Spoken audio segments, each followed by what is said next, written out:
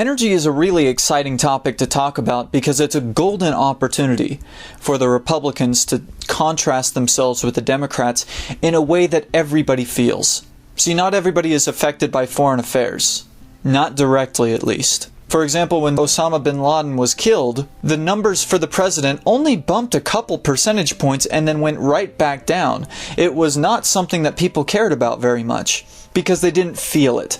But they feel a horrible economy all the time. So this is an issue where we can really distinguish ourselves in terms of improving the lives of every American. But we do have one problem that we encounter with this. And that is that many young people today, because from the moment they've gone to school to the moment they go to bed, they're being inundated with all sorts of environmentalist garbage, telling them that what they're doing is destroying the planet.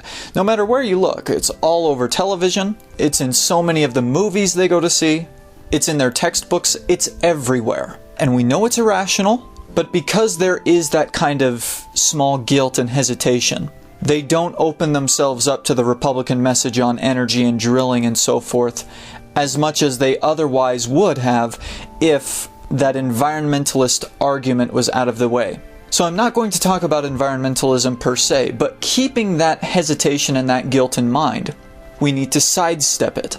The best way to approach this, I feel, would be to explain the uses of oil. We aren't just pumping oil from the ground into the sky with carbon emissions. We use oil for plastic.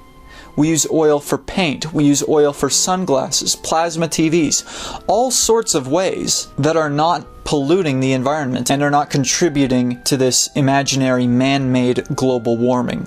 But by telling them that even if every car ran on nuclear power or some other energy source, we would still have to drill for oil because of all the other products that we have, then we can make a persuasive argument about energy without having to touch any nerves. Then we can start talking about the economy, the economic boom that happens when we drill for oil, and explain to them the benefits of how much we can lower gas prices, for example, if we are just allowed to drill where we know we have oil. Now the next thing to talk about, though, is the deception of the Democrats in this particular area. I'm sure every one of you have heard the argument that we only have 2% of the world's proven oil reserves. When the president was saying that, John Hofmeister had come on our program.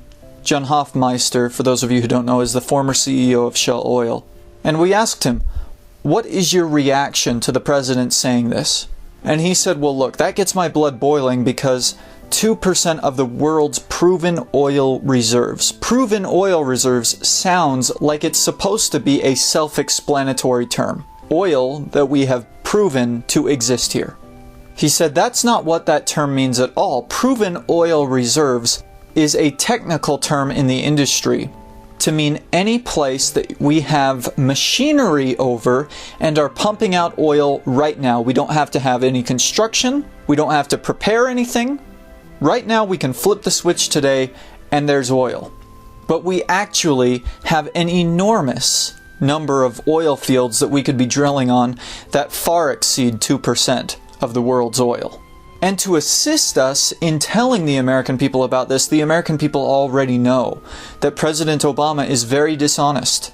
It won't take a big push and a big leap to tell them that he's lying again on something big.